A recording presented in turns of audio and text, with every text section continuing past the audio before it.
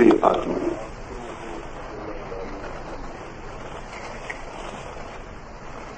एक बहुत पुरानी कथा है। किसी पहाड़ की दुर्गम चोटियों में बसा हुआ एक छोटा सा गांव था। उस गांव का कोई संबंध बृहत्तर मनुष्य जाति से नहीं था। उस गांव के लोगों को प्रकाश कैसे पैदा होता है इसकी कोई खबर न थी, लेकिन अंधकार दुखपूर्ण है, अंधकार भयपूर्ण है, अंधकार अप्रीतिकर है, इसका उस गांव के लोगों को भी बोध होता था। उस गांव के लोगों ने अंधकार को दूर करने की बहुत चेष्टा की।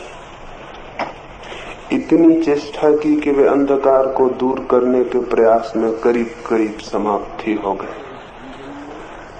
वे रात को टोकरियों में भरकर अंधकार को घाटियों में फेंक आते, लेकिन पाते कि टोकरियां भर के फेंक भी आए हैं, फिर भी अंधकार अपनी ही जगह बना रहता। उन्होंने बहुत उपाय किए, वो पूरा गांव पागल हो गया अंधकार को दूर करने के उपायों में। अंधकार को धक्के देने की कोशिश करते, तलवारों लाठियों से अंधकार को धमकाते, लेकिन अंधकार न उनकी सुनता, न उनसे हटता, न उनसे मिटता। और अंधकार को मिटाने की कोशिश में और बार बार हार जाने के कारण वे इतने दीनहीन, इतने दुखी, इतने पीड़ित हो गए कि उन्हें जीवन में कोई रस, जीवन में कोई आनंद फिर दिखाई नहीं पड़ता था। एक ही बात दिखाई पड़ती थी कि शत्रु की तरह अंधकार खड़ा है और उस पर वे विजय पाने में असफल है। आखिर वो गांव अंधकार को दूर करने की कोशिश में पागल हो गया। उस गांव से एक यात्री भूला भटका हुआ पहाड़ों पर किसी दूसरे गांव का पहुंचा। उस गांव से निकला, उसने उस गांव की हालत देखी, वो हैरान हो गया। उसे विश्वास न आया कि अंधकार को दूर करना भी इतनी कठिन बात है क्या? अंधकार से भी हारने की कोई वजह, कोई कारण है क्या? उसने उस गांव के लोगों को कहा कि पागल हो तुम, अंधकार बहुत शक्तिशाली नहीं है। तुम इसलिए नहीं हारते हो कि अंधकार शक्तिशाली है और तुम कमजोर हो। तुम हारते इसलिए हो कि तुम अंधकार को सीधा हटाने का उपाय करते हो।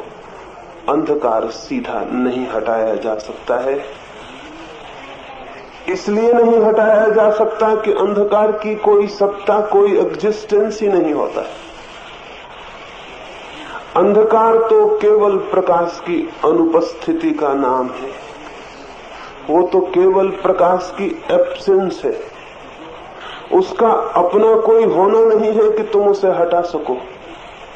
अंधकार को मत हटाओ, प्रकाश को जलाओ, और प्रकाश जल आता है तो अंधकार कहीं भी नहीं पाया जाता। उसने दो पत्थरों से चोट की और प्रकाश को जलाकर उन्हें बताया।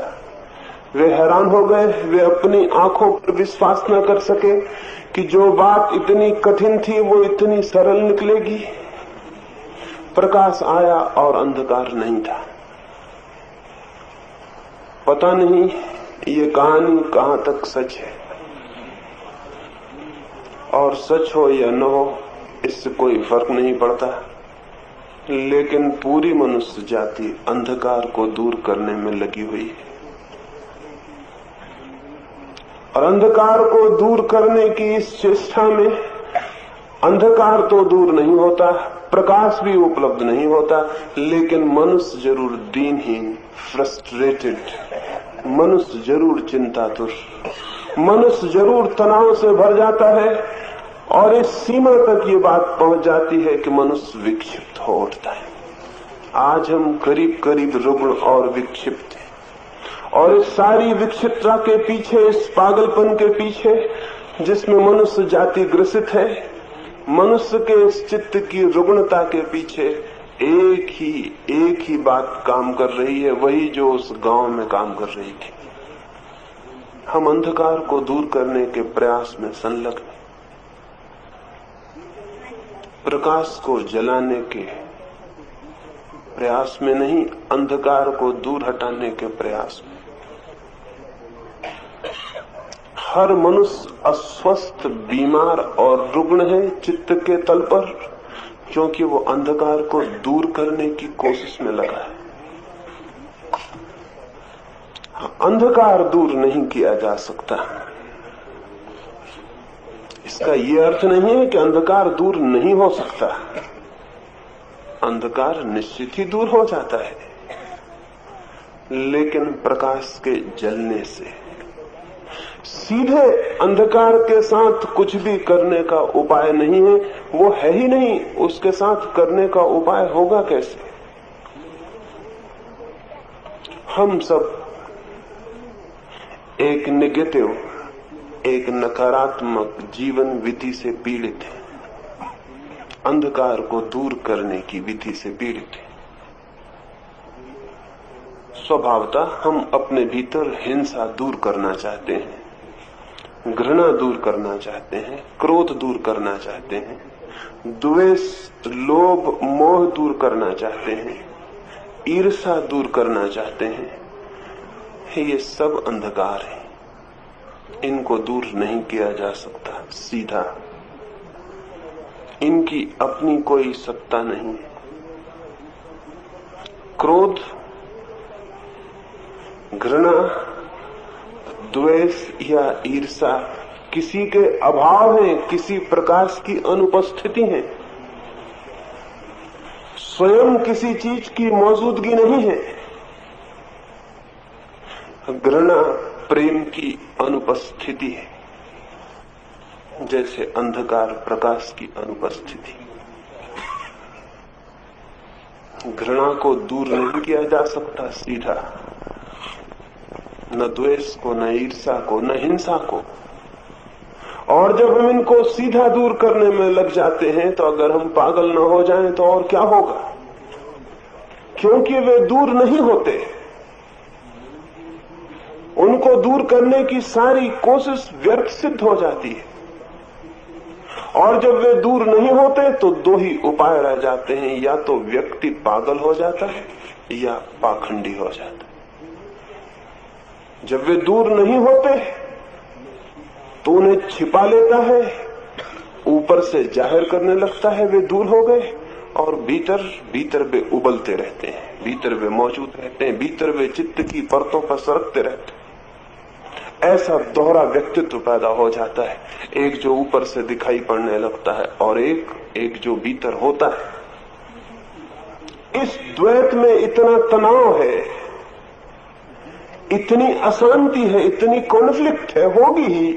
क्योंकि जब एक आदमी दो हिस्सों में टूट जाएगा, एक जैसा वो है और एक जैसा वो लोगों को दिखलाता है कि मैं हूं। मैंने सुना है लंदन में एक बहुत अद्भुत फोटोग्राफर था, उसने अपने स्टूडियो के सामने एक तख्ती लगा रखी थी। उस तख्ती पर उसने लिख रखा था, अपनी फोटो उतारने के दाम की सूची लिख रखी थी।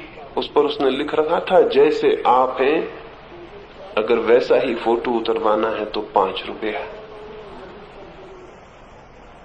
जैसे आप दिखाई पड़ते हैं अगर वैसी फोटो उतरवानी है तो 10 रुपया, जैसा आप चाहते हैं कि दिखाई पड़े अगर वैसी फोटो उतरवानी है तो 15 रुपया।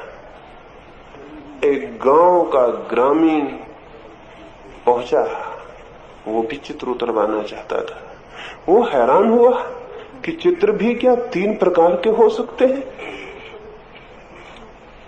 और उसने उस फोटोग्राफर से पूछा कि क्या 5 रुपए को छोड़कर कोई 10 और 15 का फोटो भी उतरवाने आता है?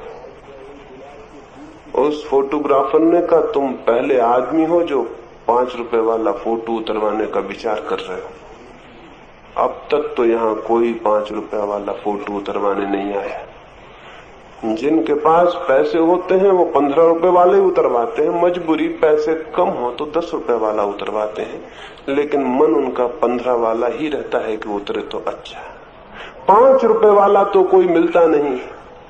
जो जैसा है वैसा चित्र कोई भी उतरवाना नहीं चाहता है। हम अपने व्यक्तित्व को ऐसी परत परत ढांके हुए हैं। इससे एक पाखंड पैदा हुआ है। इस पाखंड से सारा मनुष्य चित्त रुग्ण हो गया है। और अगर कोई बहुत जिद्दी हो और अगर कोई पाखंडी न होना चाहता हो और आग्रह करता रहे अंधकार को, घृणा को, क्रोध को हटाने का, तो उसके लिए विक्षिप्त हो जाने के सिवाय कोई उपाय नहीं। वो पागल हो जाएगा। सभ्यता के बढ़ने के साथ साथ पागलों की संख्या अकारण ही नहीं बढ़ती गई। जितना सभ्य मुल्क उतनी ही पागलों की अधिक संख्या। अमेरिका शायद सभ्यता में अग्रणी है, इसलिए सर्वाधिक पागल वहां होते हैं। और एक न एक दिन ये बात जब समझ में आ जाएगी कि सभ्यता और पागलों का कोई अनिवार्य संबंध है, तो आप पक्का समझ लें जिस मुल्क को पूरा सभ्य होना हो उसे पूरा पागल हो जाना पड़ेगा। या अगर कोई कौम बिल्कुल पागल हो जाए तो समझ लेना कि वो सभ्यता के शिखर पर पहुंच गई है। ये जो अगर हम चित्त की बदलाहट की कोई गलत कीमिया, कोई गलत केमिस्ट्री पकड़ लेंगे तो स्वभावतः चित्त विकृत हो जाएगा। आज की सुबह मुझे स्वस्थ चित्त के संबंध में ही थोड़ी बात करनी है। कल मैंने युवा, ताजा, नया चित्त होना चाहिए इस संबंध में आपसे कुछ कहा था। दूसरे दिन की सुबह आज मैं स्वस्थ चित्त होना चाहिए इस संबंध में कुछ कहना चाहता हूं। क्योंकि स्वस्थ चित्त न हो तो सत्य की कोई अनुभूति संभव नहीं है। लेकिन स्वस्थ चित्त होना चाहिए, इसे समझने के लिए ये समझ लेना जरूरी है कि ये चित्त अस्वस्थ कैसे हो गया है, ये अनहेल्दी माइंड पैदा कैसे हो गया, ये आदमी का चित्त इतना ज्वरग्रस्त, इतना विकृत, इतना कुरूप कैसे हो गया, इतना अगली कैसे हो गया। क्या बीमारी इस चित्त को लग गई है। इस चित्त को अंधकार को दूर करने की बीमारी लग गई है। एक बीमारी तो है अंधकार को दूर करने की। और जब ये अंधकार दूर नहीं होता, जिसे हम बुरा कहते हैं, जिसे हम पाप कहते हैं, जिसे हम अनीति कहते हैं, जब वो दूर नहीं होती तो फिर क्या करे आदमी। फिर दो ही रास्ते, तो पागल हो जाए या पाखंडी हो जाए। फिर क्या करे। तीसरा रास्ता भी है एक, और वो ये कि वो किन्हीं आदर्शों की कल्पना में जो है उसे भूल जाए, एक एस्केप ले ले, एक पलायन ले ले। हिंसक आदमी है, वो अहिंसा का आदर्श बना ले और अहिंसा की योजना और कल्पना में लीन हो जाए और हिंसा को भूल जाए। क्रोधी आदमी है, वो क्षमा का आदर्श बना ले, क्षमा की योजना में लग जाए कि कल मैं क्षमाशील हो जाऊंगा, और कल की इस योजना में आज जो क्रोध है उसे भूल जाए। ये तीसरा विकल्प भी मनुष्य के चित्त को अस्वस्थ करता है, क्योंकि तब उसके आज और कल में एक तनाव, एक टेंशन पैदा हो जाता है। वो कल की कल्पना में जीने लगता है और असलियत में जीता है आज। जो आदमी कल अहिंसक होने का विचार कर रहा है कि मैं कोशिश करके कल अहिंसक हो जाऊंगा, प्रेमपूर्ण हो जाऊंगा, क्षमाशील हो जाऊंगा, वो आज क्रोधी है, हिंसक है। और हिंसक आदमी अहिंसक बनने की कोशिश भी करेगा, उस कोशिश में भी हिंसा मौजूद रहेगी। इसलिए तथाकथित अहिंसक साधु, सन्यासी, साधक इतनी गहरी हिंसा में संलग्न होते हैं जिसका कोई हिसाब नहीं। ये जरूर बात सच है कि वे हिंसा दूसरे पर न करके अपने पर ही करते हैं। हिंसा की धारा वे अपने पर ही लौटा लेते हैं। वे खुद के ही विनाश में, खुद के ही डिस्ट्रक्शन में संलग्न हो जाते हैं। और किस किस भांति वे अपने को पीड़ा देने लगते हैं और उन्हें ख्याल भी नहीं होता कि ये सब हिंसा है, लेकिन वे अहिंसा की साधना के लिए ये सब कर रहे हैं। हिंसक आदमी अहिंसक हो कैसे सकता है? वो जो कुछ भी करेगा उसमें हिंसा होगी। अहिंसा की साधना भी करेगा तो हिंसा होगी। उसका माइंड तो वायलेंट है, वो तो हिंसक है, इसलिए जो भी वो मन करेगा उसमें हिंसा होगी। क्रोधी आदमी प्रेम की तैयारी करेगा तो उसमें भी क्रोध होगा।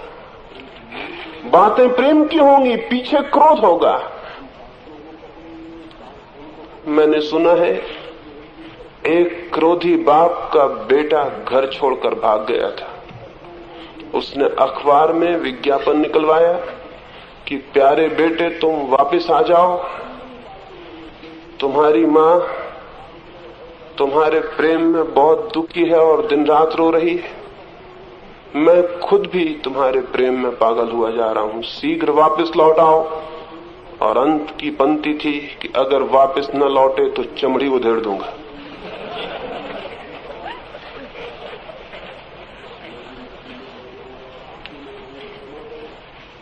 वो सारी प्रेम की बातचीत और शायद क्रोध में उसे ख्याल ही न रहा कि अगर वापस न लौटे तो चमड़ी उधेड़ दूंगा। तो तुम चमड़ी उधेड़ोगे कहां जब वो वापस ही नहीं लौटे?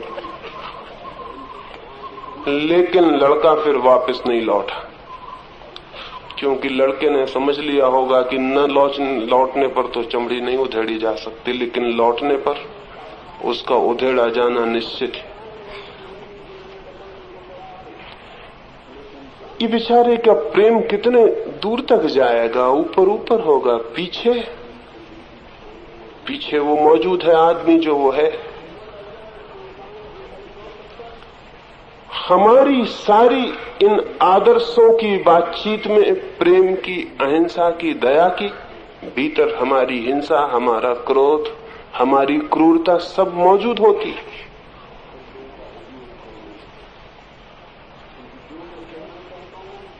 मैंने सुना है एक सुबह एक पति अपना अखबार पढ़ रहा था। उसकी पत्नी ने उसे अखबार पढ़ते देखकर चिंता अनुभव की होगी, क्योंकि पत्नियां ये कभी पसंद नहीं करती कि उनका पति उनके अतिरिक्त और किसी चीज में उत्सुक हो। अखबार में भी उत्सुक हो तो ईर्ष्या पैदा होती। तो उस पत्नी ने कहा कि ऐसा मालूम होता है कि अब तुम मुझे प्रेम नहीं करते। मैं आधे घंटे से बैठी हूं लेकिन तुमने मेरी तरफ देखा नहीं, तुम अपना अखबार ही पढ़े जाते हो। उसके पति ने कहा गलती में हो तुम, अब तो मैं तुम्हें और भी ज्यादा प्रेम करता हूं। अब तो तुम्हारे बिना मैं एक क्षण नहीं जी सकता। तुम ही मेरी श्वास, तुम ही मेरे प्राण हो। और आखिर में कहा कि अब बकवास बंद करो, अब मुझे अखबार पढ़ने दो। अब बहुत हो गया, अब बकवास बंद करो, अब मुझे अखबार पढ़ने दो।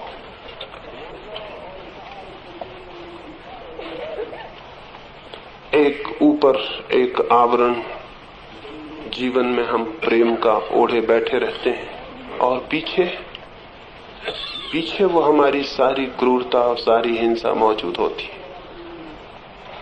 अगर आदमी को जरा खरोंच दो, उसका सारा झूठा व्यक्तित्व खत्म और उसके भीतर से असली आदमी बाहर।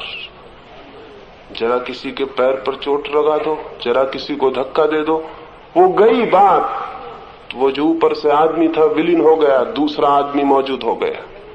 इस आदमी का पता भी नहीं था कि ये इतनी ही दूरी पर पास ही मौजूद है। हम सबके भीतर वो आदमी मौजूद है, और उस आदमी की मौजूदगी और ऊपर से ये आवरण झूठा, विरोधी, और हमने इस विरोध को भीतर हिंसा मालूम पड़ती है, तो जो अपोजिट है, जो विरोधी है, अहिंसा, उसका वस्त्र ओढ़ लिया। भीतर क्रोध है तो हमने ऊपर क्षमा का वस्त्र ओढ़ लिया। भीतर घृणा है तो हमने ऊपर प्रेम का वस्त्र ओढ़ लिया। आदमी का चित्त विकृत है इस अपोजिट के कारण।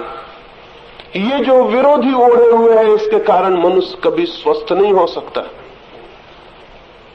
क्योंकि इस विरोधी के ओढ़ने से वो जो भीतर है वो नष्ट नहीं होगा, बल्कि वो नष्ट हो सकता था अगर ये विरोधी न ओढ़ा जाता, क्योंकि उसके साथ जीना बहुत कठिन था, उसके साथ एक क्षण जीना कठिन था। इस विरोधी को ओढ़ लेने के कारण उसके साथ जीना आसान हो गया है। अगर किसी भिखमंगे को ये ख्याल हो जाए कि मैं सम्राट हूं, और ऐसा अक्सर भिखमंगों को ख्याल हो जाता है, तो फिर भिखमंगेपन के मिटने की कोई संभावना न रही। तो ख्याल है कि मैं सम्राट हूं।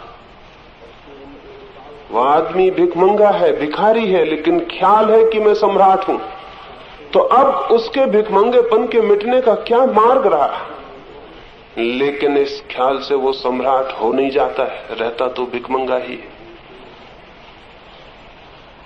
एक सपना ओढ़ लेता है सम्राट के होने का, और इस सपने ओढ़ लेने के कारण भिखमंगी में रहने की सुविधा मिल जाती। अगर ये ख्याल ना हो कि मैं सम्राट हूं और वो जाने कि मैं भिखारी हूं, तो भिखारी होने के साथ जीना कठिन है। उसे बदलना होगा, उसे भिखारीपन से छुटकारा और मुक्ति पानी होगी। अगर एक बीमार आदमी को ख्याल हो जाए कि मैं स्वस्थ हूं, तो फिर उसकी बीमारी के उपचार का क्या संभावना रही? वो अपनी बीमारी को मिटाने के लिए क्या करेगा? वो कुछ भी नहीं करेगा। लेकिन इस ख्याल से कि मैं स्वस्थ हूं, वो स्वस्थ हो नहीं जाता है, रहता तो बीमार है, लेकिन इस ख्याल के कारण बीमारी को भीतर सरकने का, जीने का मौका मिल जाता है। बीमारी की मिटने की सारी संभावना समाप्त हो जाती। बीमारी को मिटाने के लिए बीमारी को पूरी तरह जानना जरूरी है। बीमारी से मुक्त होने के लिए बीमारी को भुलाना सबसे घातक बात है, और हम सब अपनी बीमारियों को भुलाकर बैठ जाते हैं। हम सब तरकीबें निकाल लेते हैं कि बीमारी भूल जाए, और फिर बीमारी जीती है, भीतर सरकती है। अपरिचित और अनजान हो जाने के कारण, अनकॉन्शियस हो जाने के कारण, अचेतन हो जाने के कारण हमारा उससे ऊपर से कोई संबंध नहीं रह जाता, लेकिन प्राणों को भीतर भीतर वो रौंद डालती है। मनुष्य इसलिए अस्वस्थ है, मनुष्य का चित्त इसलिए अस्वस्थ है। इस पूरी बात को अगर हम संक्षिप्त में समझें तो इसका ये अर्थ हुआ कि मनुष्य तथ्यों को छिपाने के लिए आदर्शों का उपयोग करता है। वो जो फैक्ट्स हैं उनको छिपाने के लिए फिक्शन खड़े करता है। जो तथ्य हैं, जो सच्चाइयां हैं, उन्हें छिपाने के लिए झूठी कल्पनाएं और आदर्श और आइडियल्स खड़े करता है, और फिर इन आदर्शों के कारण तथ्यों को भूल जाता है। लेकिन तथ्य हैं, भूलने से मिटते नहीं हैं। अगर कोई चीजें भूलने से मिटती होती तब तो बहुत आसान बात थी। तब तो एक आदमी शराब पी लेता और दुख मिट जाता। लेकिन शराब पीने से दुख मिटता नहीं, केवल भूलता है। आदर्शों की शराब पी लेने से भी जीवन के तथ्य बदलते नहीं, मौजूद रहते हैं। ये हमारा ही देश है, ये अहिंसा की शराब हजारों साल से पी रहा है, लेकिन एक भी आदमी अहिंसक नहीं हो पाया है। हिंसा मौजूद है, हमारे चित्त में सब तरफ हिंसा मौजूद है, लेकिन हम अहिंसा की बातें करके अपनी हिंसा को छिपाए रखते हैं। जरा सी चोट और हमारे हिंसा के फव्वारे निकलने शुरू हो जाते हैं। हमारे कवि हिंसा के गीत गाने लगते हैं, हमारे नेता हिंसा की बात करने लगते हैं, हमारे साधु सन्यासी भी कहने लगते हैं अहिंसा के रक्षा के लिए अब हिंसा की बहुत जरूरत है। वो सारी अहिंसा एक क्षण में विलीन हो जाती। हम हजारों साल से प्रेम की बातें करते रहे, लेकिन हमारे जीवन में कहां है प्रेम? हम दया की, सेवा की बातें करते रहे, कहां है दया और कहां है सेवा? और हमारी सारी सेवा और हमारी सारी दया भी हमारे गहरे से गहरे स्वार्थों की अनुचर हो गई है। एक आदमी को मोक्ष जाना है, इसलिए वो दया करता है, दान करता है। ये दया और दान है या कि सौदा है? एक आदमी को आत्मा को पाना है, इसलिए वो सेवा करता है गरीबों की। ये सेवा है या अपने स्वार्थ के लिए गरीब को भी उपकरण बनाना है?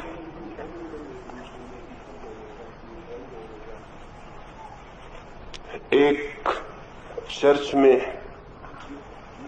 एक पादरी ने रविवार के दिन आने वाले बच्चों को समझाया कि जिन्हें भी स्वर्ग जाना है उन्हें सेवा जरूर करनी चाहिए। उन बच्चों ने पूछा हम कैसे सेवा करें, क्योंकि स्वर्ग तो हम सब जाना चाहते हैं। उस पादरी ने कहा कई प्रकार हैं सेवा के। डूबता हुआ कोई हो तो उसे बचाना चाहिए, किसी घर में आग लग गई हो तो जाके घर का सामान या व्यक्तियों को बाहर निकालना चाहिए, या बहुत सरल सी बात, कोई भी किसी तरह का किसी को सहायता पहुंचानी हो तो पहुंचानी चाहिए। अगले रविवार को जब वे बच्चे फिर आए तो उस पादरी ने पूछा तुमने कोई सेवा का कार्य किया? 3 बच्चों ने हाथ उठाए। एक बच्चे ने पूछा उसने क्या किया? उसने कहा मैंने एक बूढ़ी औरत को सड़क पार करवाई। दूसरे से पूछा, उसने धन्यवाद दिया कि खुश हूं मैं, तुमने बहुत अच्छा काम किया। दूसरे बच्चे से पूछा तुमने क्या किया? उसने कहा मैंने भी एक बूढ़ी औरत को सड़क पार करवाई। वो थोड़ा हैरान हुआ, लेकिन फिर उसको भी धन्यवाद दिया। और तीसरे से पूछा तुमने क्या किया? उसने कहा मैंने भी एक बूढ़ी औरत को सड़क पार करवाई। वो बहुत हैरान हुआ। उसने कहा क्या 3 बूढ़ी औरतें तुम्हें पार करवाने को मिल गई? उन तीनों ने कहा 3 कहां, एक ही बूढ़ी औरत थी। तो वो बहुत हैरान हुआ कि तुमको 3 को उसे पार करवाना पड़ा। उन तीनों ने कहा वो पार होने नहीं चाहती थी, बड़ी मुश्किल से पार करवाना। वो तो बिल्कुल भागती थी, पकड़ के बिल्कुल जबरदस्ती हमने पार करवाई। क्योंकि स्वर्ग जाना तो जरूरी है और सेवा करनी ही पड़ेगी। उस पादरी ने कहा आप कृपा करके ऐसी सेवा मत करना। अच्छा किया कि तुमने औरत को ही पार करवाया, कहीं मकान में आग लगवा के लोगों को नहीं बचाया, या किसी को नदी में डुबा के प्राण नहीं बचाए। यही बहुत है, अब तुम और सेवा मत करना। सेवकों ने दुनिया में ऐसे बहुत से काम किए हैं, लेकिन उन्हें सेवा करनी जरूरी है क्योंकि स्वर्ग जाना जरूरी है। ये सारी सेवा, ये सारे दान, ये सारी दया, ये सारी अहिंसा की बकवास हमारे भीतर जो असली आदमी है उसको छिपा लेती है। और वो जो असली आदमी है वही है जो कुछ भी होना है उसके द्वारा होना है। जो भी जीवन में क्रांति या न क्रांति, जीवन में कोई परिवर्तन या ना परिवर्तन, जो कुछ भी होना है उस असली आदमी से होना, उस फैक्चुअल आदमी से, जो मैं हूं, जो आप हैं। ये आदर्शों से कुछ भी होना नहीं, लेकिन आदर्शों में हम अपने को छिपा लेते हैं। एक बुरा आदमी अच्छे बनने की कोशिश में ये भूल जाता है कि मैं बुरा आदमी हूं। यही वो भूलना चाहता है, यही वो भूलना चाहता है कि मैं बुरा आदमी हूं। इसलिए सब बुरे आदमी अच्छे आदर्शों को पकड़ लेते हैं। अच्छे आदर्श की जो बात करता हो, पहचान लेना उसके भीतर बुरा आदमी मौजूद है। बुरा आदमी मौजूद ना हो तो अच्छे आदर्श की बात हो ही नहीं सकती, क्योंकि तब आदमी अच्छा होगा। अच्छे आदर्श का सवाल कहां है? अच्छा आदर्श भीतर छिपे हुए बुरे आदमी की तरकीब है, और बहुत गहरी तरकीब है जिससे वो अपने को बचा लेता है। अच्छे बनने की कोशिश में बुरा आदमी भूल जाता है, और बुरा आदमी जब तक मौजूद है भीतर, तब तक कोई अच्छा आदमी बन कैसे सकता है?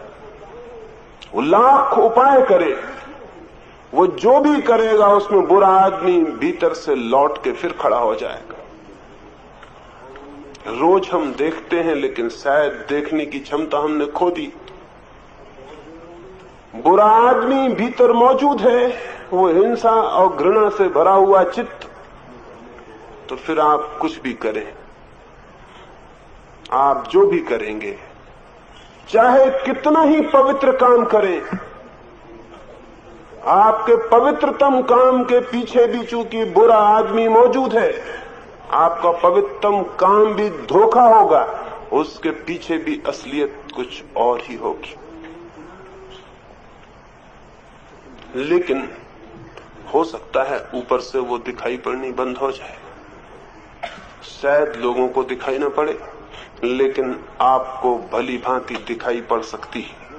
और आपको दिखाई पड़ जाए तो आप स्वस्थ चित्त की दशा में, स्वच्छ चित्त की मार्ग पर अग्रसर हो जाते हैं। पहली बात है स्वस्थ चित्त की दिशा में पहला कदम, पहला सूत्र, इस सत्य को देखना कि तथ्य में मैं क्या हूं, आदर्शों में नहीं। फैक्चुअलिटी क्या है, मेरी आइडियोलॉजी क्या है, ये नहीं। आप क्या मानते हैं, ये नहीं। आप क्या हैं, सच्चाई क्या है आपकी।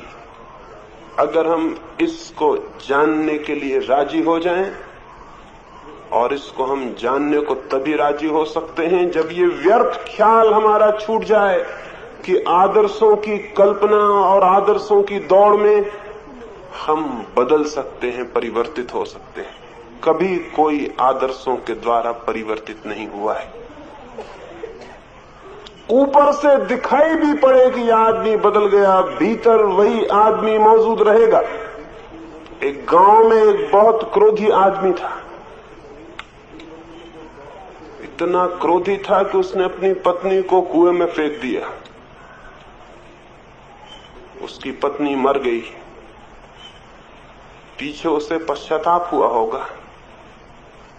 सभी क्रोधी लोग पीछे पश्चाताप जरूर कर लेते हैं, उस भांति उनका जो अपराध भाव है समाप्त हो जाता है। वे फिर से क्रोध करने के लिए तत्पर और तैयार हो जाते हैं। पश्चाताप तरकीब है किए गए बुरे से साफ कर लेने की स्वयं को। उसने पश्चाताप किया, उसने मित्रों से कहा कि मैं बहुत दुखी हुआ हूं, अब इस क्रोध से मुझे किसी न किसी रूप में छुटकारा पाना है। हद हो गई, ये तो सीमा के बाहर चला गया। जिस पत्नी को मैं प्रेम करता था उसी की मैंने हत्या कर दी। ये वाक्य कितना ठीक लगता है कि जिस पत्नी का मैं प्रेम करता था उसी की मैंने हत्या कर दी। लेकिन ये वाक्य क्या ठीक हो सकता है? क्योंकि जिसको हम प्रेम करते हैं उसकी हत्या कर सकते हैं। लेकिन हम रोज ये कहते हैं कि जिस बच्चे को मैं प्रेम करता था उसको मैंने चांटा मार दिया। जिस मित्र को मैं प्रेम करता था उससे मैंने बुरे शब्द बोल दिए, जिस पत्नी को मैं प्रेम करता था उससे मेरा झगड़ा हो गया। झगड़ा सच है, चांटा मारना सच है, हत्या करना सच है, प्रेम का ख्याल झूठा है। लेकिन उसके मित्रों ने कहा कि तुम्हें पश्चाताप हो रहा है, ये बड़ी अच्छी बात है, गांव में एक मुनि आए हुए हैं, तुम वहां चलो, शायद उनसे तुम्हें कोई रास्ता मिल जाए। मुनि के पास उस क्रोधी व्यक्ति को ले गए और मुनि जो हमेशा से रास्ता बताते रहे, पेटेंट, वो उन्होंने उसे बता दिया कि तुम सन्यासी हो जाओ। बिना सन्यासी हुए क्रोध इत्यादि से छुटकारा नहीं हो सकता। संसार में रहोगे तो क्रोध और लोभ और मोह में फंसे ही रहोगे। ये तो संसार में स्वाभाविक है। सन्यासी हुए बिना क्रोध के बाहर तुम नहीं हो सकते हो। वो आदमी तो दुख में था ही, उसने अपने वस्त्र फेंक दिए, वो नग्न खड़ा हो गया, उसने कहा कि मैं सन्यासी हो गया। वो मुनि भी नग्न थे। मुनि बहुत हैरान हुए और बहुत उन्होंने धन्यवाद किया उस व्यक्ति का कि ऐसा मैंने व्यक्ति नहीं देखा, इतना संकल्पवान, तत्क्षण इतनी शीघ्रता से परिवर्तित हो जाने वाला। एक तो वो बाल्या भील की कथा थी, एक दूसरी तुम्हारी है, उन्होंने कहा। लेकिन मुनि धोखे में आ गए और पूरे गांव ने भी प्रशंसा की, लेकिन उनको पता नहीं था ये क्रोधी आदमी का सहज लक्षण था। क्रोधी आदमी शीघ्रता से कुछ भी कर सकता है। वो उसके एंगर का ही, वो उसके क्रोधी होने का ही सबूत था, संकल्प वगैरह का सबूत नहीं था। और न ही उसके दृढ़ शक्ति वाले और विल पावर होने का सबूत था, वो सिर्फ उसके क्रोधी होने का सबूत था। जिस शीघ्रता से उसने पत्नी को कुएं में धक्का दिया था, उतनी ही शीघ्रता से खुद को सन्यास में धक्का दे दिया। ये दोनों एक ही चित्त के लक्षण थे, लेकिन गांव धोखे में आ गया। वो मुनि भी धोखे में आ गए। उन्होंने कई लोगों को सन्यास की शिक्षा दी थी, लेकिन अब तक वो लोग कहते थे कि हाँ कभी सन्यास लेंगे जरूर, लेकिन इस आदमी ने तत्क्षण कपड़े फेंक दिए। गुरु के मन में भी इस शिष्य का बड़ा आदर हो गया और फिर उस शिष्य ने जो तपश्चर्या की उसका तो पूरे देश में कोई मुकाबला न रहा। उसने जैसे कष्टपूर्ण उपवास किए, वो एक एक पैरों पर घंटों खड़ा रहा, जैसे जैसे कठिन उसने शीर्षासन किए, जितने उपद्रव हो सकते थे सब उसने अपने साथ किए। उसके तप की सब जगह प्रशंसा और हवा फैल गई। दूर दूर से लोग उसके दर्शन को आने लगे कि वो महातपस्वी, उसकी तप की कोई प्रतियोगी न रहा। लोग फिर भी भूल में पड़ गए, उन्हें पता नहीं कि वही क्रोधी आदमी है। और ये क्रोध का ही रूपांतरण है, ये क्रोध का ही रूप है कि वो आदमी आज धूप में खड़ा हुआ है, आज रेत में लेटा हुआ है, कल कांटों पर सोया हुआ है, महीनों भूखा है, सूख के हड्डी हो गया है। ये क्रोध का ही रूप है। ये किसी को ख्याल न आया। लोग कहने लगे महातपस्वी, ऐसा तपस्वी नहीं देखा गया था। और जितनी उसको प्रशंसा मिलने लगी उतना अहंकार उसका मजबूत होने लगा, उतना ही वो और तपस्या करने लगा। फिर तो उसकी ख्याति बहुत फैली, और जब किसी तपस्वी की ख्याति बहुत फैल जाए तो वो राजधानी की तरफ यात्रा करता है। उसने भी यात्रा की तो वो तपस्वी राजधानी की तरफ चला। सभी तपस्वी अंततः राजधानी पहुंच जाते हैं, चाहे तप का कोई रूप हो, धार्मिक की, राजनीतिक की, समाज सेवा का, लेकिन तपस्वी अंत में राजधानी जरूर पहुंचता है। तो वो भी राजधानी की तरफ चला, क्योंकि अब छोटे मोटे गांव काम नहीं कर सकते थे। अब इस तपस्वी के लिए, महातपस्वी के लिए महाराजधानी चाहिए थी। वहां राजधानी में उसके बचपन का एक मित्र, उसके साथ पढ़ा हुआ मित्र रहता था। उसने सुनी प्रशंसा अपने इस मित्र की, वो उसके दर्शन को गया। मन में उसके संदेह जरूर था कि वैसा क्रोधी व्यक्ति कहीं ये सब क्रोध का ही रूपांतरण न हो, ये जो इतनी तीव्र तपस्या चल रही है, ये कहीं क्रोध का ही रूप न हो, ये कहीं क्रोध खुद पर ही न लौट आया हो, ये कहीं क्रोध धार्मिक न बन गया हो। क्रोध धार्मिक बन गया था, उसके मन में शक तो था। वो पहुंचा, सोचा था कि शायद अगर मित्र सचमुच में ही साधु हो गया होगा तो कम से कम मुझे पहचान लेगा। बचपन में वर्षों वे साथ रहे थे, लेकिन जो लोग भी अहंकार की सीढ़ियां चढ़ जाते वे फिर किसी को भी पहचानते नहीं। सभी उनको पहचाने ये तो वे चाहते हैं, लेकिन किसी को उन्हें न पहचानना पड़े ऐसा वे कभी नहीं चाहते, क्योंकि जो किसी को पहचानता है वो छोटा हो जाता है, और जो सबसे पहचाना जाता है, सब जिसे रिकॉग्नाइज करते हैं, वो बड़ा हो जाता है। देख तो लिया मित्र को उसने, लेकिन पहचाना नहीं। कौन पद पर पहुंचे लोग मित्रों को कब पहचानते हैं। मित्र पास जाके बैठ गया चरणों में।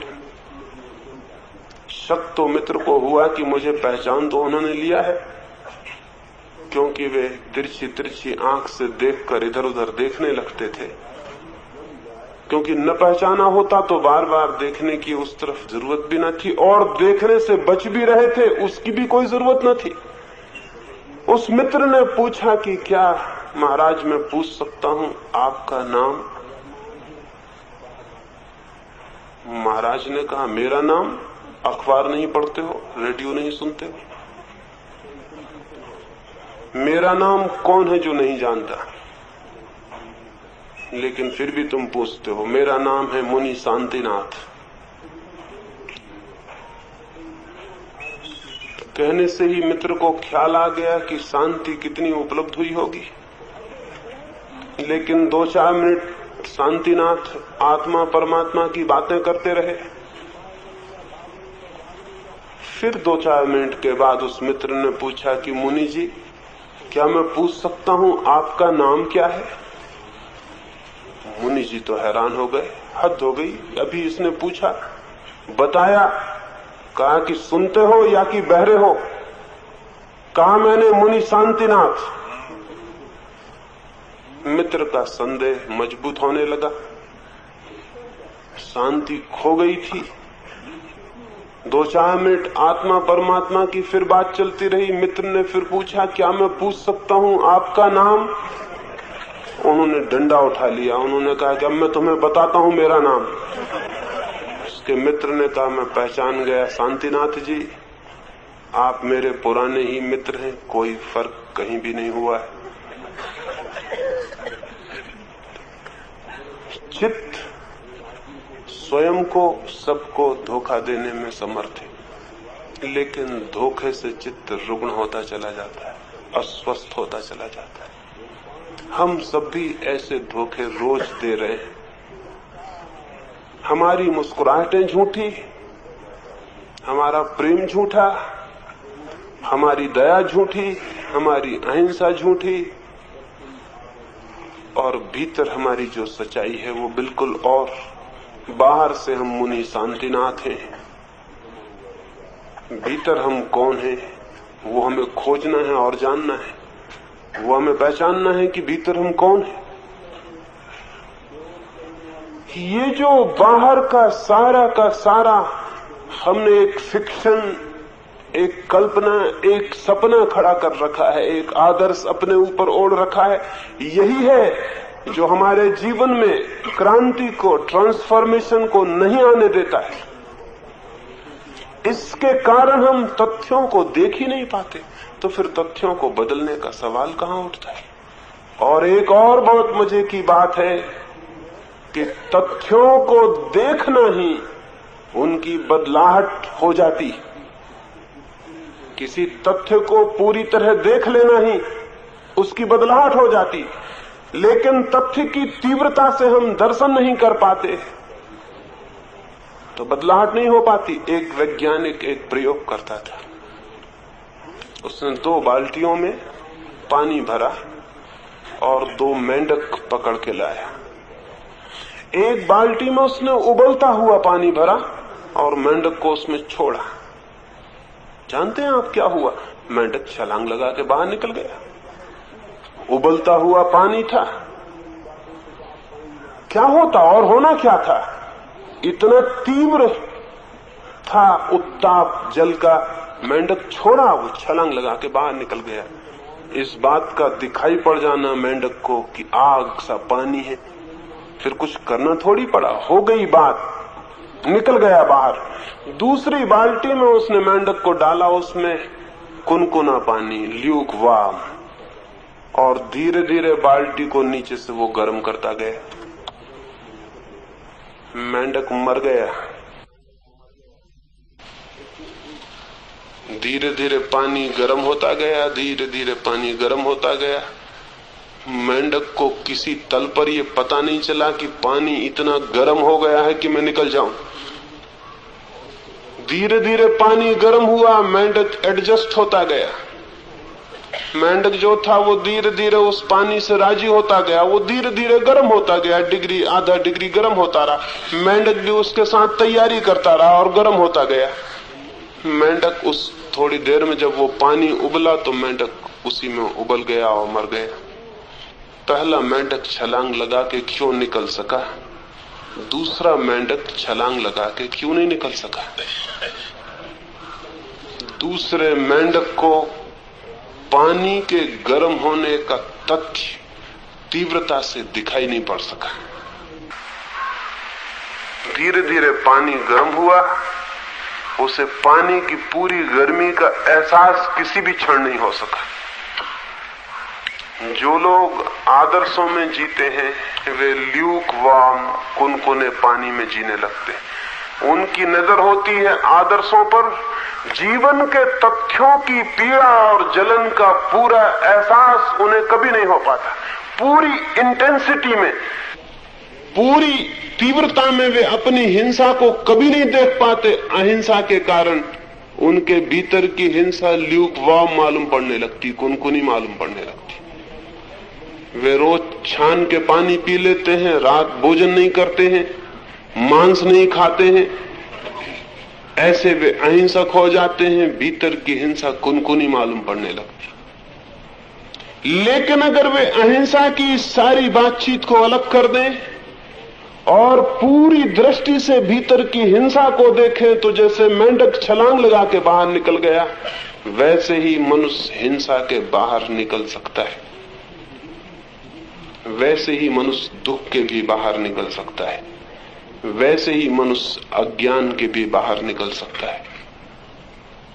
लेकिन हमारे आदर्श हमारे जीवन को कुनकुना बना देते हैं।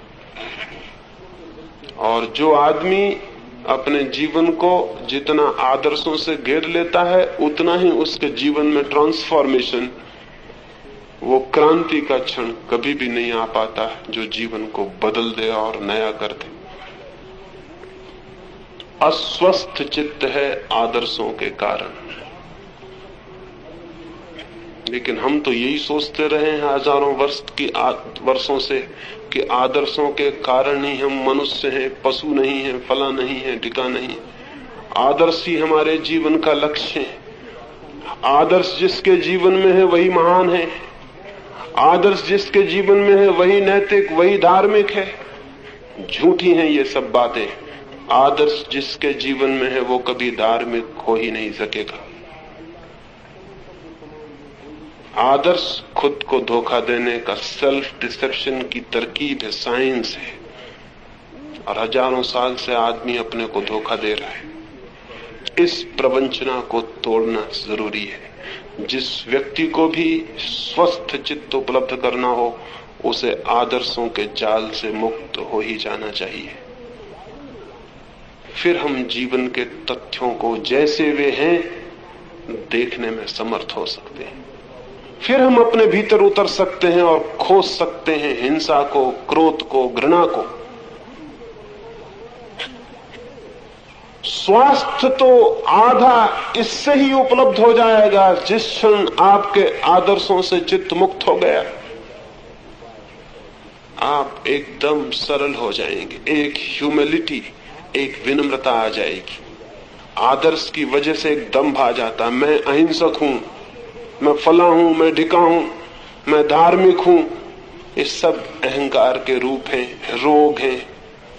लेकिन जो आदमी सारे आदर्शों को मन से हटा देता है और मन की तथ्यात्मकता को, वो जो मन है हिंसा, क्रोध, घृणा से भरा हुआ, ईर्ष्या से भरा हुआ, उसको जानता है, वो एकदम विनम्र हो जाता है। एक ह्यूमिलिटी अचानक उसके ऊपर आ जाती है। वो देखता है मैं क्या हूं, तथ्य बताते हैं कि मैं क्या हूं, मेरी असलियत क्या है। और जिस दिन वो पूरी शांति से और पूरी सरलता से, पूरी विनम्रता से इन तथ्यों को देखता है, वो देखना ही, वो दर्शन एक छलांग बन जाती है, एक जंप उसके जीवन में आ जाता है, एक क्रांति उसके जीवन में आ जाती है। कैसे हम उन तथ्यों को देख सकेंगे उसकी बात तो कल सुबह मैं करूंगा। अभी मैं इतना ही कहना चाहता हूं कि आदर्शों के कारण हम नहीं देख पाते हैं।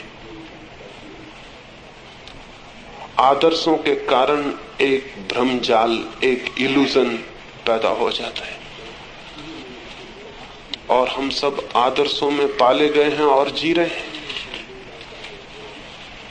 इससे एक हिपोक्रेसी, एक पाखंड, एक झूठ, एक वंचना खड़ी हो गई है। और वही झूठ, वही वंचना, वही स्वयं को कुछ और समझना जो कि हम हैं, उससे भिन्न, उससे विरोधी, वही वंचना हमारे जीवन का सारा स्वास्थ्य।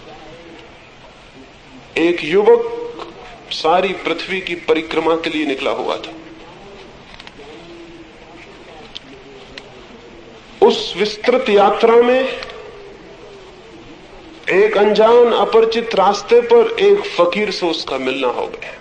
वो फकीर भी अपने गांव को लौटता था।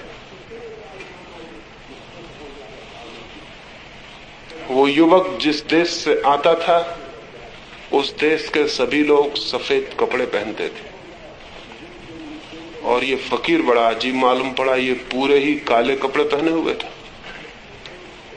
तो उस युवक ने उस फकीर से पूछा कि आप एकदम काले कपड़े पहने हुए हैं, हमारे देश में तो सभी लोग सफेद कपड़े पहनते हैं। उस फकीर ने कहा, सफेद कपड़े पहन सकूं ऐसा अभी मेरा मन कहां, मन है मेरा काला, इसलिए काले कपड़े पहने हुए हूं। वो युवक बोला, तब तो सफेद बिल्कुल ही पहनने चाहिए और अगर खादी के मिल जाएं तो और भी अच्छा, क्योंकि काला मन हो तो सफेद कपड़े में छिप जाता है और खादी के हो तब तो सोने में सुगंध आ जाती है। हमारे मुल्क में तो लोग ऐसी नासमझी कभी नहीं करते कि कोई काला कपड़ा पहनता हो, और काले चित्त का आदमी कभी ऐसा हो ही नहीं सकता। उस फकीर ने कहा, लेकिन मैं दुखी हूं, मैं वही कपड़े पहनना चाहता हूं जो मैं हूं, क्योंकि सफेद कपड़े पहनने से तुम्हें धोखा हो जाएगा लेकिन मुझे तो धोखा नहीं होगा। मैं तो जानूंगा और सफेद कपड़ों के कारण और भी जानूंगा कि भीतर भीतर सब काला है। उस युवक ने कहा कि किस गांव में आप रहते हैं, मैं वहां जरूर आना चाहूंगा और संभव है अपनी यात्राओं में वहां से मैं निकलूं तो मैं आपके दर्शन करने आना चाहूंगा। किस मोहल्ले में आप रहते हैं? उसने कहा, तुम पूछ लेना मेरे गांव में आके कि झूठों की बस्ती कहाँ है, मैं वहीं रहता हूं। झूठों की बस्ती? उस युवक ने कहा, हद हो गई, ऐसा नाम हमने सुना नहीं। हजारों बस्तियां हैं हमारे देश में, हजारों मोहल्ले, हजारों नगर, हजारों गांव। हमारे यहां तो ऐसा कभी नहीं सुना गया कि कोई झूठों की भी बस्ती हो। हमारे यहां तो जिस मोहल्ले में लोग एक दूसरे की गर्दन काटने को तैयार रहते हैं उसका नाम शांति नगर रखते हैं, और जिस मोहल्ले में हर आदमी एक दूसरे की जेब में हाथ डाले रहता उसका नाम सर्वोदय नगर रखते हैं। हमारे मुल्क में ऐसा कभी हमने सुना नहीं। क्या कहते हैं, झूठों की बस्ती? लेकिन उसने कहा, हाँ, मेरी बस्ती का तो यही नाम है, आओ तो पूछ ले। वो युवक लंबी यात्राओं में उस गांव में पहुंचा। उसने गांव में जाके बहुत लोगों को पूछा कि झूठों की बस्ती कहां है।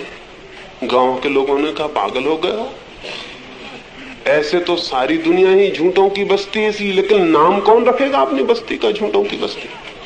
उसने कहा, एक फकीर था काला कपड़ा पहने हुए।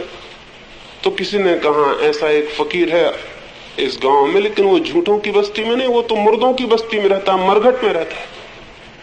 तुम्हें मालूम होता है कोई भूल हो गई। उसने कहा होगा मुर्दों की बस्ती, तुम झूठों की बस्ती के ख्याल में आ गए। तुम पूछो मरघट कहाँ है। मरघट पे एक फकीर रहता है इस गांव में जो काले कपड़े पहनता है। खैर वो खोजता हुआ मरघट पहुंचा और बात सच निकली। वो मरघट पे फकीर का झोपड़ा था। फकीर के पास जाकर उसने अंदर गया तो देखा बड़ी हड्डियां, बड़े सिर, खोपड़ियां उस झोपड़ी में चारों तरफ रखी हुई हैं, ढेर लगा हुआ है, फकीर बीच में बैठा हुआ है। तो उसने कहा कि आप तो मुझसे कहे थे कि मैं झूठों की बस्ती में रहता हूं और आप तो यहां मुर्दों की बस्ती में रहते हैं। तो मुझे बड़ी परेशानी हुई, पूछते पूछते हैरान हो गए। उस फकीर ने कहा, दोनों ही बातें सच हैं। इन मुर्दों की खोजबीन करने से मुझे ये इस बस्ती का नाम झूठों की बस्ती रखना पड़ा। कैसी खोजबीन? तुम देखते हो ये हड्डियां और खोपड़ियां रखी। मैंने ब्राह्मण की खोपड़ी को बहुत खोजबीन की कि पता चल जाए शूद्र की खोपड़ी से भिन्न है, लेकिन कुछ पता नहीं चलता।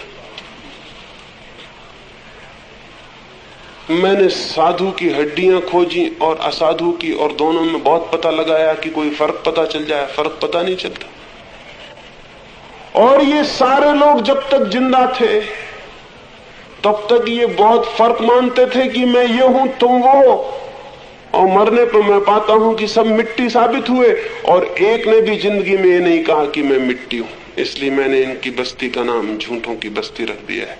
सब झूठे थे, असलियत मिट्टी थी, लेकिन न मालूम क्या क्या दावे करते थे कि मैं ये हूं, मैं वो हूं, मैं ब्राह्मण हूं तू शूद्र है, मैं नेता हूं तू अनुयायी है, मैं गुरु हूं तू शिष्य फला है ढिक्का। न मालूम क्या असलियत एक थी कि सब मिट्टी थे।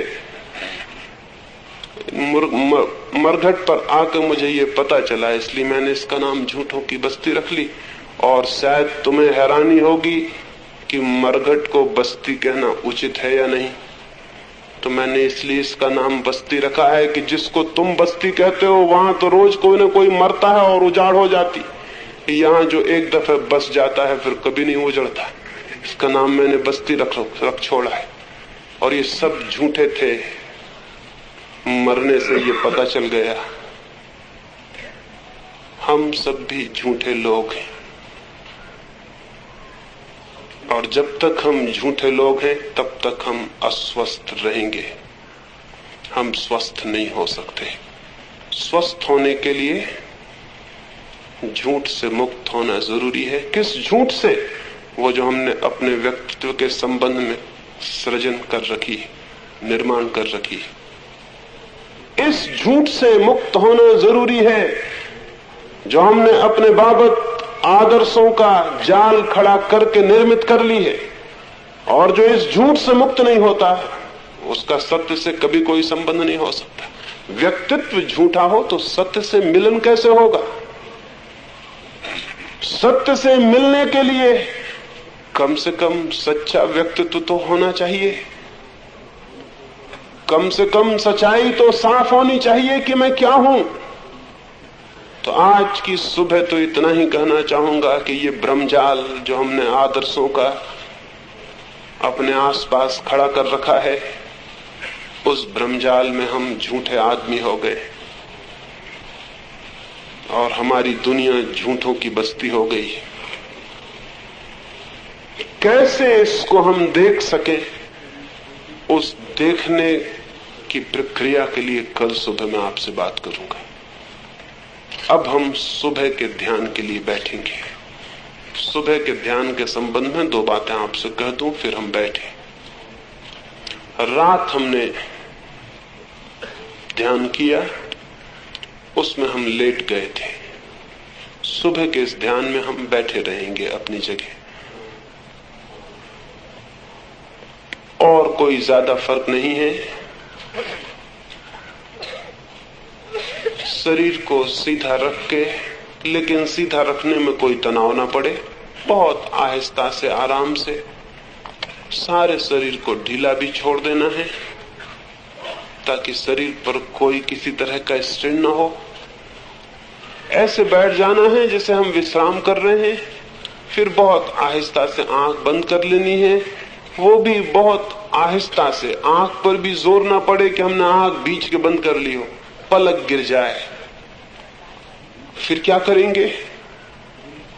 फिर कुछ भी नहीं करेंगे, चुपचाप बैठे रहेंगे, जस्ट सिटिंग, कुछ भी नहीं करना है। वो जापान में तो ध्यान के लिए कहते हैं झाजेन, और झाजेन का मतलब होता है जस्ट सिटिंग, बस खाली बैठे रहना। एक बहुत बड़ा आश्रम था जापान में, और जापान का बादशाह उस आश्रम को देखने गया। वो 1000 भिक्षु उस आश्रम में रहते थे। आश्रम का जो प्रधान था भिक्षु, उसने बादशाह को सभी जगह दिखलाई, जाके दिखलाया एक एक झोपड़ा, यहाँ भिक्षु स्नान करते हैं, यहाँ भोजन करते हैं, यहाँ अध्ययन करते हैं। बीच में एक विशाल भवन था। राजा बार बार पूछने लगा, और वहां क्या करते हैं? भिक्षु उसकी बात सुन के चुप रह जाता था। राजा बहुत हैरान हुआ, बाथरूम, पाखाने सब बतलाए, लेकिन वो जो विशाल भवन था, जो देखने जैसा लगता था, उसकी वो भिक्षु बात भी नहीं करता था। आखिर राजा के विदा का वक्त आ गया, द्वार पर लौट आया, अभी वो भवन नहीं दिखलाया गया था। राजा ने कहा, या तो मैं पागल हूं या तुम, जिसे मैं देखने आया था वो भवन तुम दिखलाते नहीं और फिजूल के झोंपड़े मुझे दिखलाते फिरे।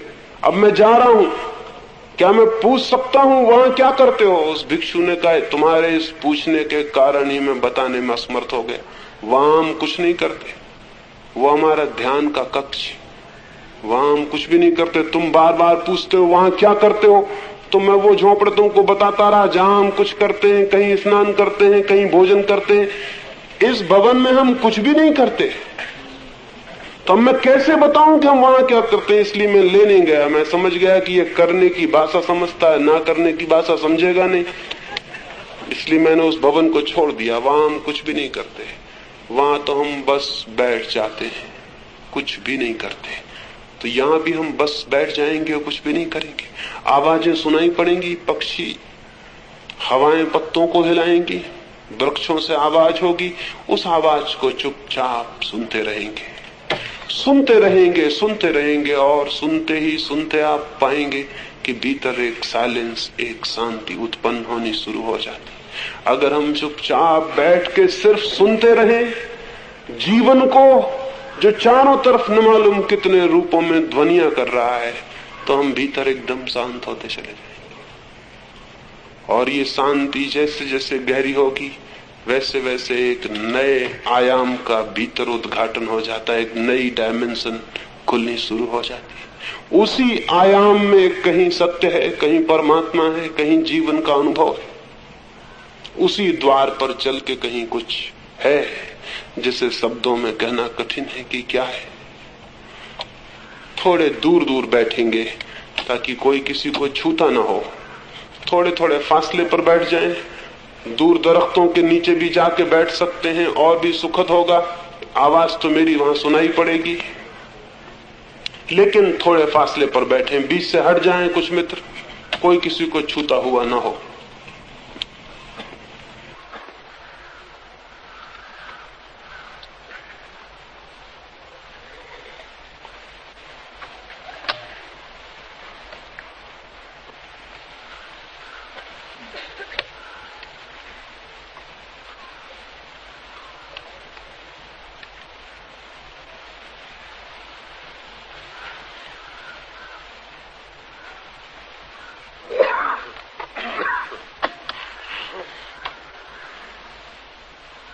बैठ जाइए, कहीं भी बैठ जाइए।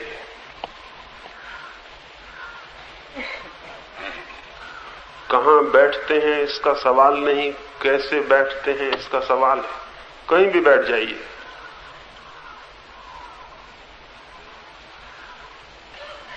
फिर आहिस्ता से आंख बंद कर लें। शरीर को ढीला छोड़ दें, बिल्कुल विश्राम में बैठ जाएं। आराम कर रहे हैं, कोई काम नहीं।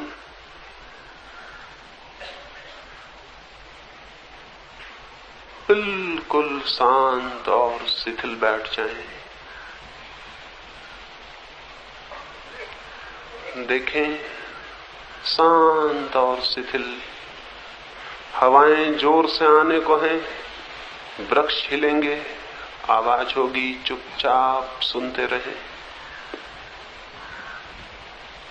सुनते ही सुनते, सुनते ही सुनते भीतर मन सब शांत होता जाता है।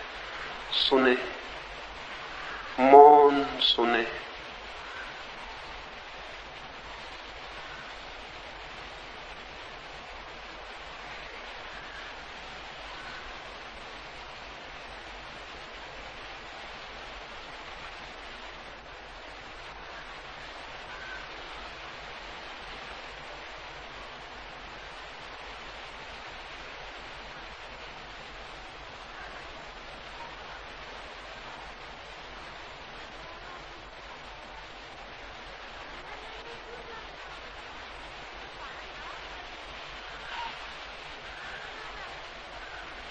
पक्षियों की आवाज, पत्तों की आवाज, चुपचाप सुनते रहें और कुछ भी नहीं करना है, बस बैठे हैं, सुन रहे हैं।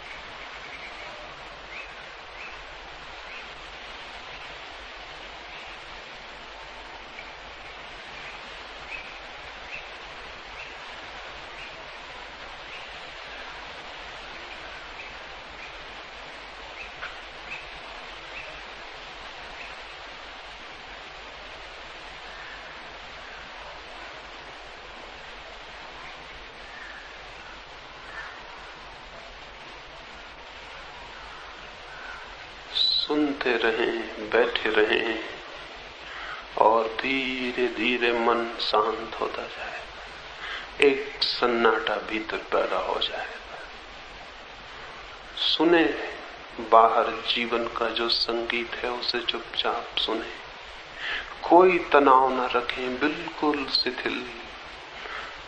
मन पर कोई भार न रखें, मस्तिष्क खिंचा हुआ न हो, सब ढीला छोड़ दें। सुने, सुनते सुनते मन शांत होता जाता है।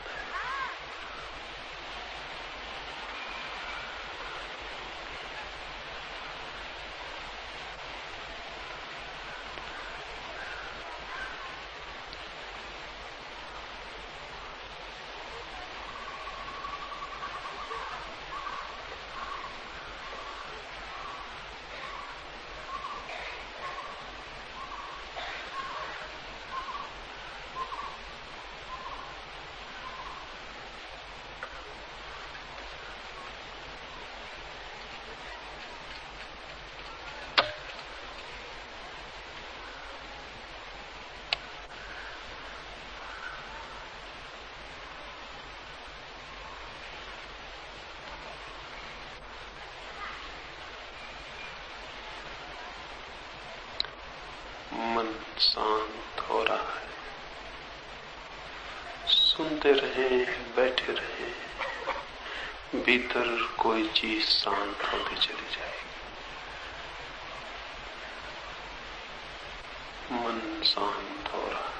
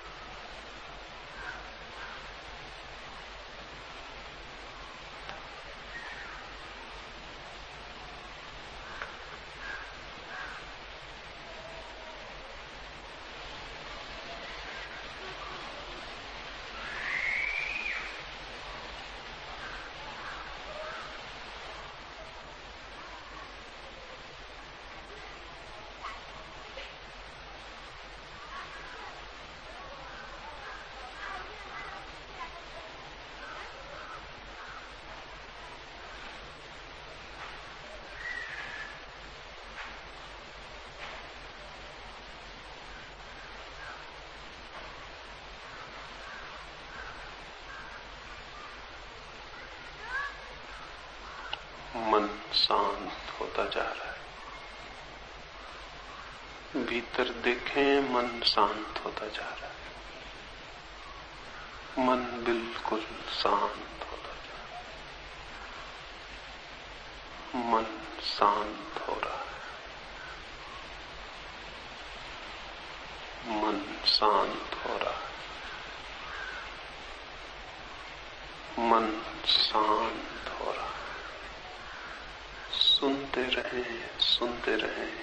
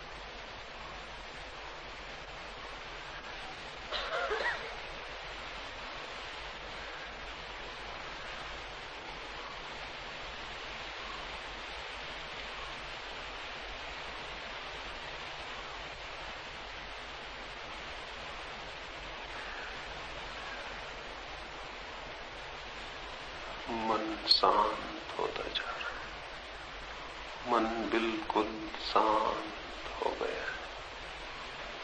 मन शांत हो गया। मन शांत हो गया।